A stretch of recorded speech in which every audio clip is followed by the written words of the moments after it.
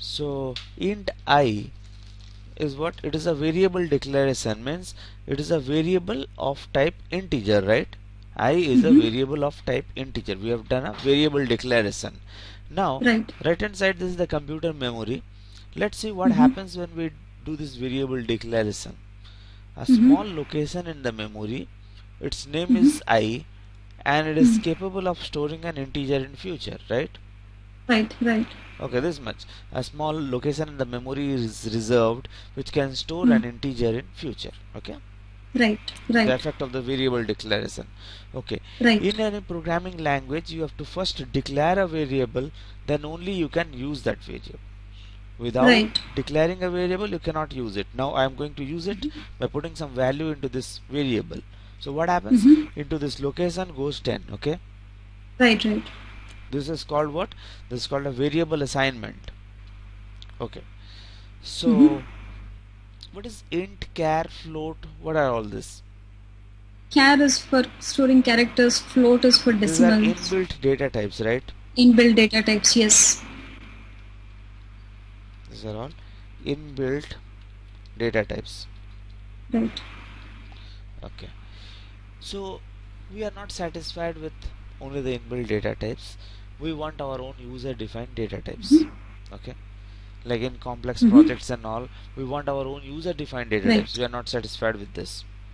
For example, we are Yes. creating a game in Java. Okay, a game in which many soldiers are going to fight. There is a button Right. on the screen. When you click it, a soldier is coming. Again a button is, once you click on that, another soldier are coming on the screen. For example, 20 soldiers are there on the screen presently. Okay, so the data type which we are going to deal with this program will be soldier type data type, because Right. all the soldiers, they belong to one type, that is the soldier type. Okay, Right. so in this type of scenarios you want to create your own user defined data type. So Right. you can say class is a user defined data type. Okay, creating a class is nothing but creating your own user defined data type.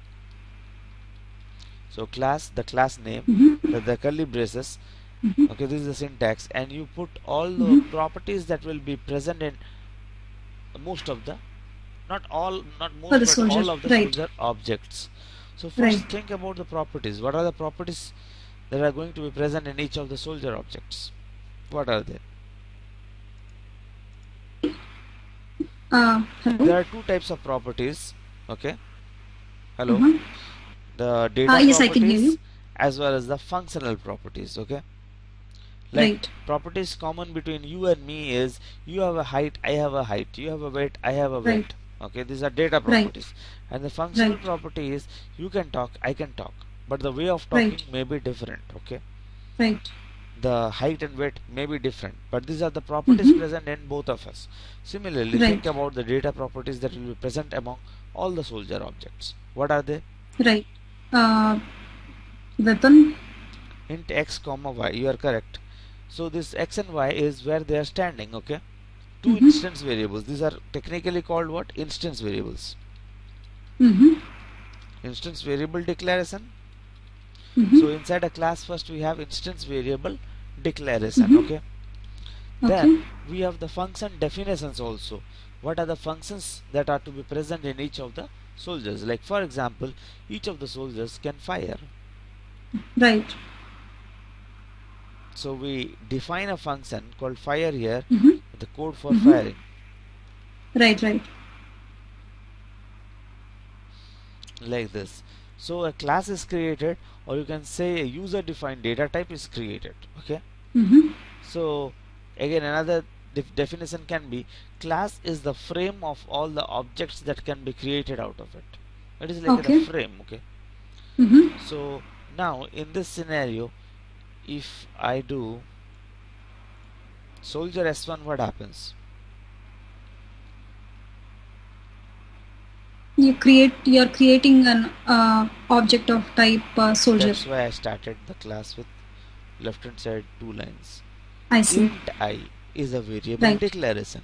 I If I see. write Got it. int s semicolon, it is also a variable declaration, because int is a data type.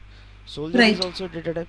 So Data type. in Yep. Java, always remember this is the very fundamentals in Java, that Mm-hmm. S1 is a variable here, not an object. Object has not been Right. created yet. Okay. Okay. Got it. Got it. Yes. Okay. So this is also called a variable declaration. Okay.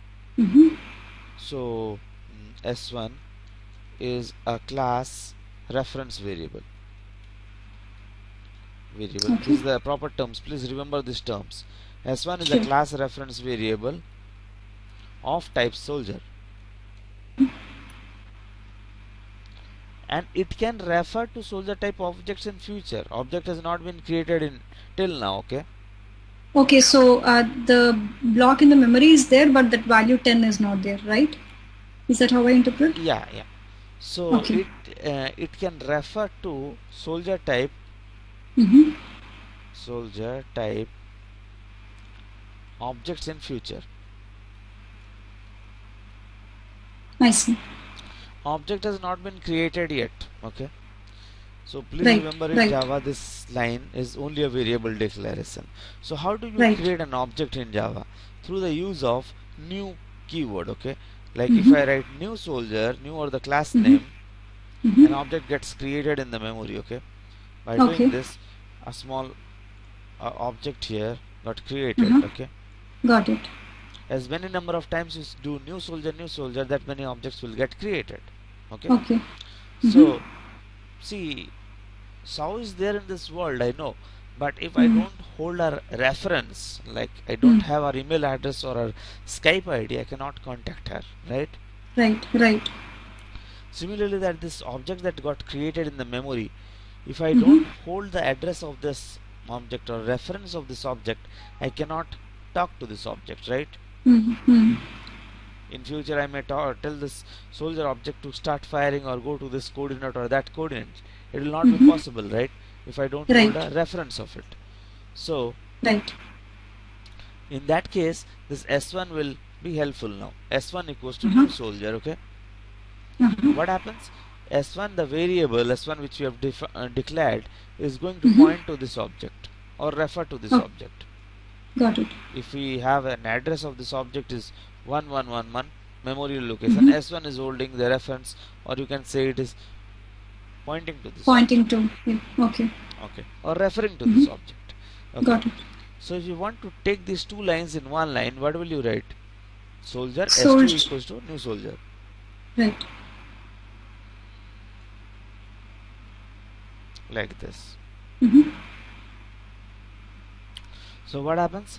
Another object got created. Mm-hmm.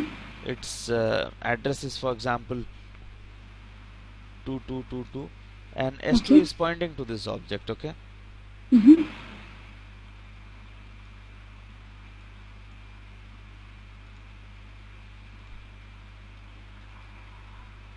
Okay.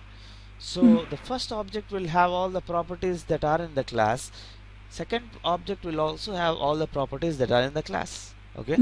Like if you have talked about the x and y coordinates, x, y, the function fire. Okay. Similarly, here we have x, y, fire. So see, whatever properties we need in the objects, first we should place all those objects, all those properties into the class. Okay.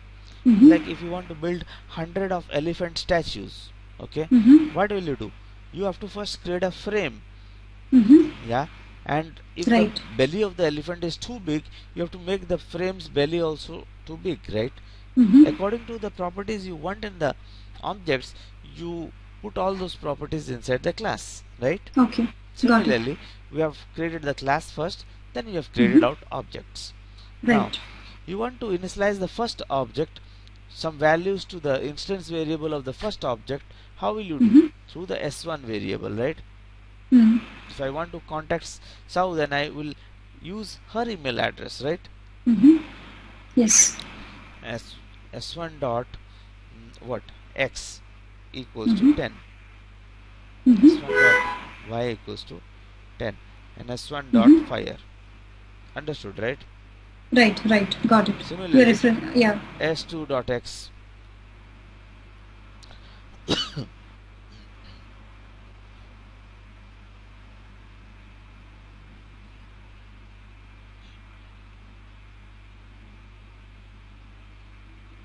Okay. In this scenario, if I do S1 equals to S2, what happens? Tell me.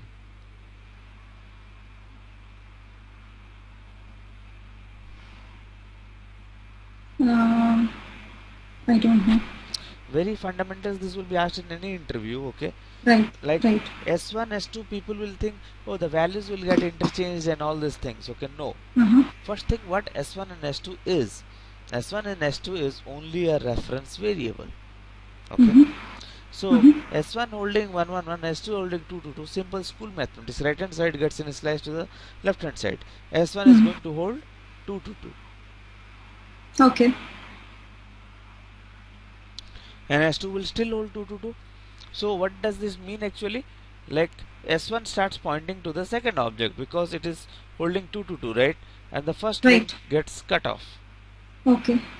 So S1 and S2 are both pointing to the same object now, not the first object. Okay. Okay. Okay. Got it. Got it. So now, okay, this values we have defined. It will both will be having 10, and this fellow was having 20. So what happens to the first object now? Nobody is pointing to it. This is called a hanging So now- object. Got it. So now S1 dot, let's say, X is 20, right? Correct. So hanging Okay. object. Java will do what? It considers this type of hanging objects as useless object. It doesn't want them to be in the memory. So it automatically garbage collects this type of Garbage objects. collects. Okay. Got it. So that is called automatic garbage collection. Got it. But whenever Java feels shortage of memory, it is not that when you do this automatically, immediately it will happen. Automatic garbage collection.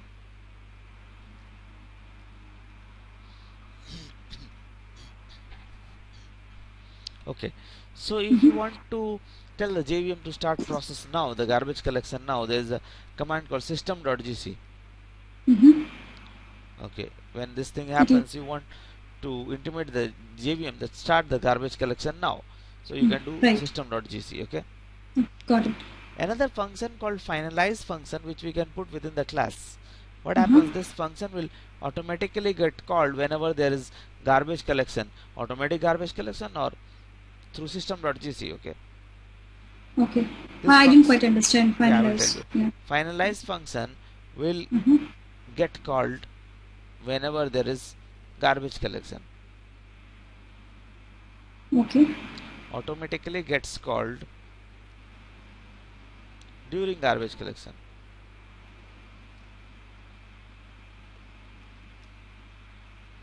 You understood this, right? Whenever there is garbage collection, either automatic garbage collection or through system.gc, this will immediately get executed. Okay, this function will get executed. Nobody is going to call this function. It will automatically get executed. What's the difference between system.gc and finalize? Very good. System.gc is telling the JVM to start garbage collection now. Remove the object now. But Okay. finalize is a method that will get called whenever this happens. It will automatically get executed whenever system.gc you are doing or garbage collection happens. So it has to do with garbage collection. Whenever garbage collection happens, some code is Okay. to be run in your project. You put that within the finalize function. Okay. Okay. So let me repeat. So if I put inside that class, if I put system.gc, it will trigger garbage collection, right? Correct. If I put finalize, it won't trigger immediately, but whenever that automatic garbage collection happens, then it will. That is a separate thing. This is a separate thing. Whenever garbage collection occurs, okay, this code will automatically get executed.